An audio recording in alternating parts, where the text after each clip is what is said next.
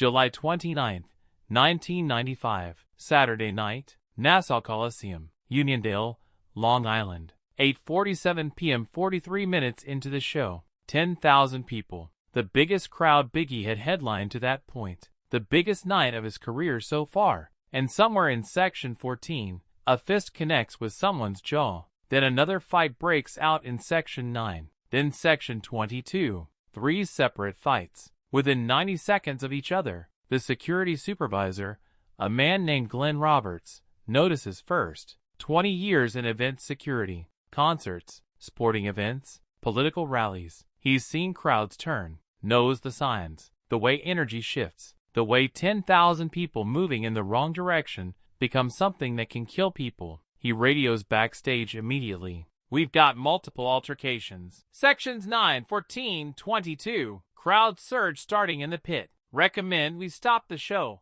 Initiate standard crowd control protocol. The stage manager, Tony Ferraro, receives the message. Turns to Biggie's tour manager. We need to stop the show. Standard procedure. House lights up. Music stops. Announce calm instructions. Have security contain. Let the situation de-escalate. It works. Usually, Biggie is mid-verse. One more chance. The crowd is electric. 10,000 people rapping every word, every syllable. The kind of energy that takes years to build. The kind of moment that doesn't come back once it's broken. Tony gets to the side of the stage. Signals to Biggie. Throat slash. Stop. Biggie sees it. Keeps rapping. Tony signals again. More urgent. Biggie glances into the crowd. Scans. Sees section 14. 2 men throwing punches. Security rushing in. Crowd pulling back. Creating space. Creating panic. His eyes move to section 9. Same scene. Then section 22.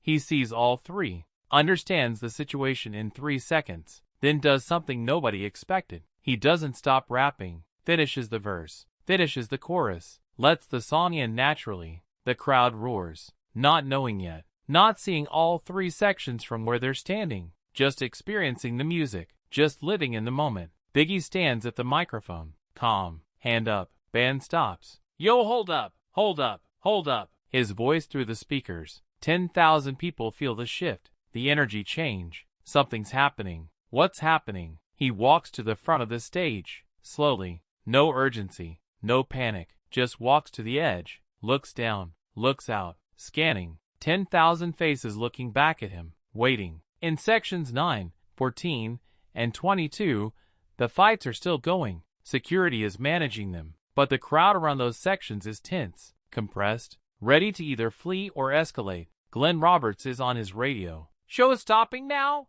Tony Ferraro is watching from the side of the stage, waiting for Biggie to give the signal that he's done, that the house lights can come up. Biggie doesn't give the signal. He sits down, right on the edge of the stage, legs dangling, 4 feet from the front row, mic in his hand, and he waits, just sits there, looking out at the crowd, quiet, patient, like he's got nowhere else to be. Like he's sitting on his stoop in Brooklyn and someone asked him a question he's thinking about before answering. For 3 seconds, nobody knows what to do. Not the security team, not the stage manager, not the 10,000 people in the crowd. The fights in sections 9 and 14 are slowing. The combatants confused now. What's happening on stage? Why is the show stopped? Why is Biggie just sitting there looking at them? Glen Roberts is watching. 20 years of experience telling him this isn't standard. This isn't procedure. This is something else. He keeps his team on standby. Waits to see what happens next. Biggie raises the mic. Yo,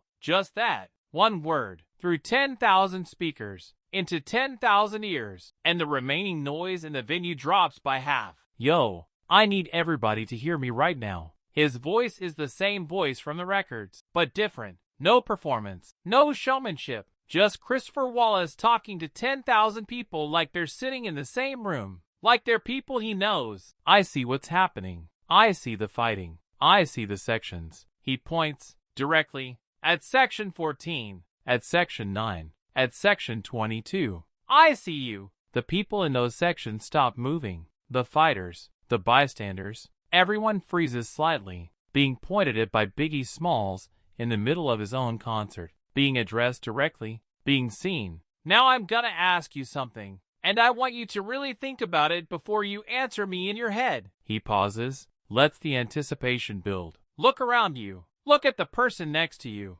Really look. People look at strangers, at friends, at whoever's standing next to them in the dark. Every single person in this building tonight is here because of the same thing, because of what this music means to them, because of where this music comes from, because something in these songs said something that was true about their life. He pauses again. That means you got something in common with every person around you right now. You share something real, something that matters. And we're in here fighting each other? The fights have completely stopped now. Not because security intervened, because 10,000 people are listening. Because Biggie Smalls is sitting on the edge of his stage at Nassau Coliseum, and he's not performing anymore. He's just talking, like a man who has something important to say and knows exactly how to say it. Glen Roberts lowers his radio, watches. Tony Ferraro steps back from the side of the stage, watches. The band is still, every instrument silent, every musician watching their frontman handle 10,000 people with nothing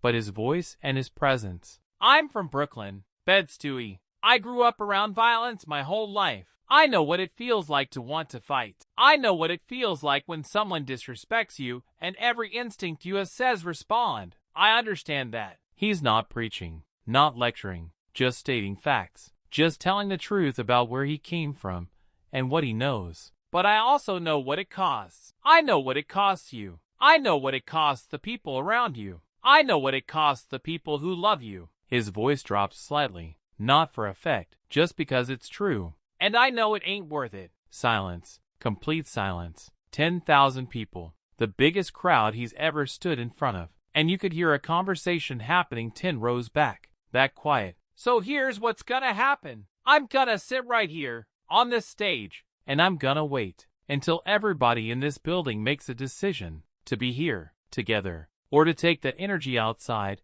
and handle it somewhere else. Your choice. Nobody's forcing you to stay. He sets the microphone down on the stage next to him, puts both hands on his knees, and waits. Glen Roberts has never seen this. Not in 20 years. A performer stopping their own show, sitting down, giving 10,000 people a choice. Not demanding, not threatening, not using security and lights and announcements. Just sitting, waiting, trusting that people would make the right decision if someone actually trusted them to. 30 seconds pass. The longest 30 seconds anyone in that building had experienced. A minute. The fighters in Section 14 are still standing, looking at each other, looking at the stage. One of them starts laughing. Not aggressive, just the absurdity of the moment hitting him. He's in the middle of a fight at a Biggie concert, and Biggie just sat down and is waiting for him to decide to be a human being. He sits down too, on the floor, right there in Section 14.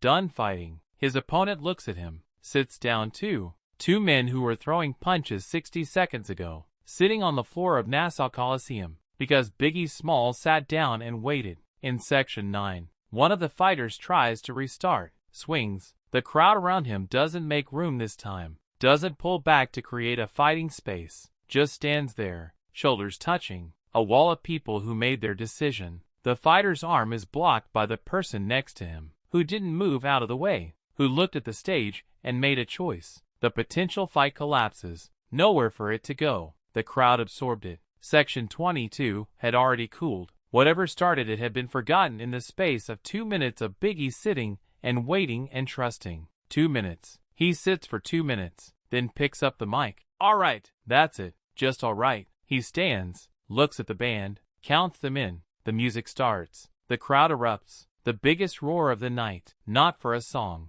not for a verse, just for a man deciding to handle something with grace instead of protocol. Just for being trusted. Just for being treated like adults, like community, like people who could make the right choice if someone believed they could. Glen Roberts radios his team. Stand down. Resume normal positions. Show's back on. He's shaking his head, not from stress, from disbelief, from the specific feeling of watching something extraordinary. Tony Ferraro is standing at the side of the stage. He's a tour manager. He's worked with artists who've walked off stage for less, who've had shows canceled because of the weather, who've had entire venues cleared because someone threw a cup. He's never seen a performer sit down in front of 10,000 people, and just wait for the problem to solve itself. Wait for people to choose better. The show continues. 90 more minutes. The rest of the night is different. The energy is different. Not diminished. Actually larger. Deeper. Like the crowd went through something together.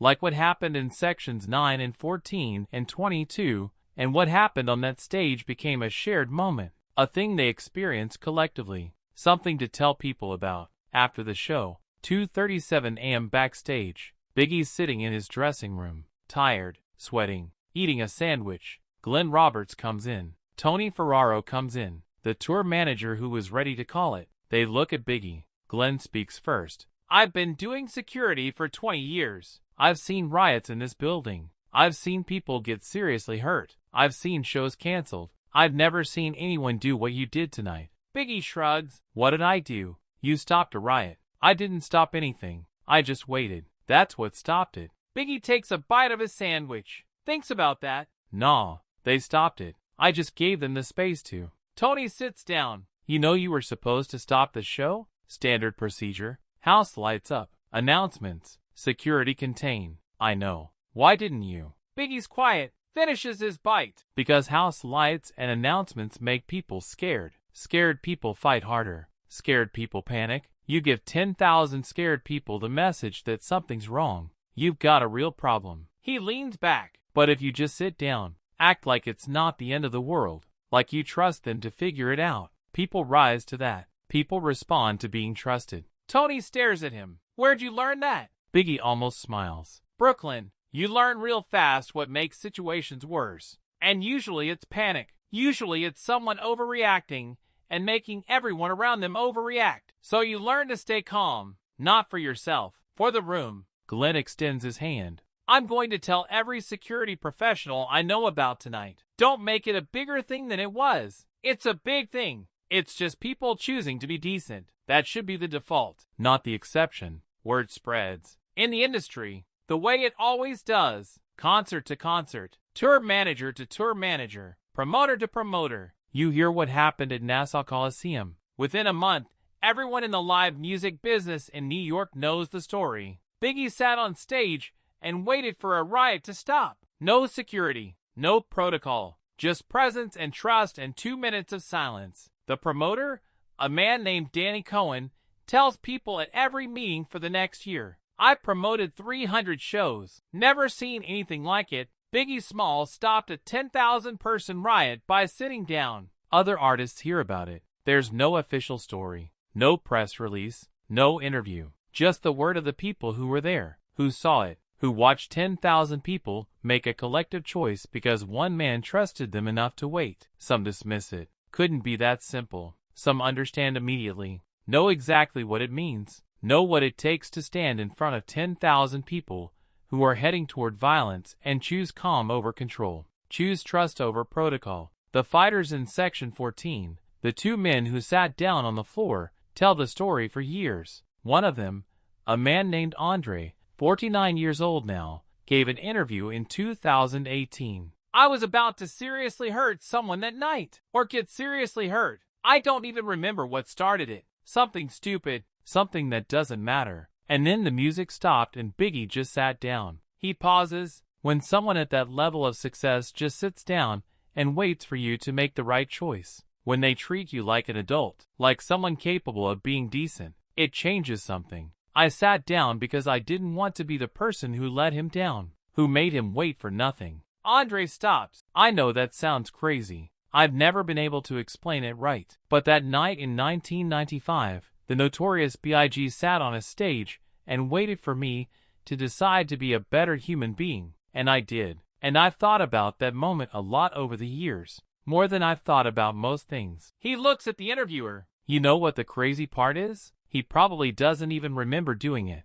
For him, it was probably just instinct, just what made sense in the moment. But for me, it was one of the moments where I decided what kind of person I wanted to be. Some random Saturday night at Nassau Coliseum in '95, because Biggie sat down and waited. The concert promoter Danny Cohen eventually puts the story in writing. 2012, a piece for Pollstar magazine about crowd management, about what works and what doesn't, about the evolution of live event security. He spends 3 paragraphs on Nassau Coliseum. July 29, 1995. I've seen every crowd control method in the industry. Police presence, house lights, emergency announcements, security formations, pepper spray used in venues it should never have been used in. None of it works as well as what Biggie did that night. He trusted his crowd, treated them like people capable of making good choices, gave them the space to do it, and they did. In my experience, that's rare. In an artist,